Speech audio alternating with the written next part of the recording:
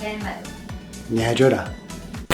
Bütün mürəbbələrdən spesifik ətri ilə fərqlənən feyxo mürəbbəsi hazırlayacağıq. İndi bunun qabıqlarını soyuruq. Hamısını da soya bilərik. Amma zigzag forması da verə bilərik. Mənə elə gəlir ki, zigzag forması versə daha gözəl görünər. Sən canlıdasan hə indi? Canlıdayım mən.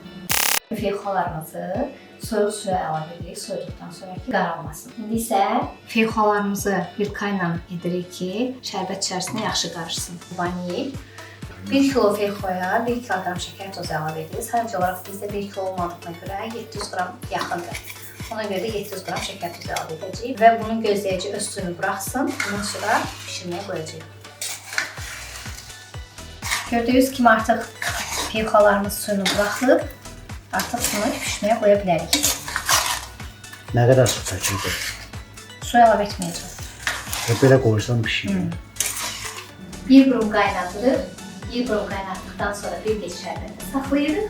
Səhər pişməyə davam edəcəyik. Feyxo mürəbbəmiz hazırdır. İndi isə dadına baxacağıq.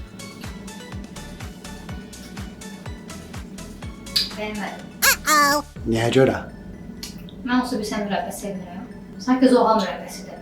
Turşdur. Yeni reseptlərdə görüşənədək hələlik.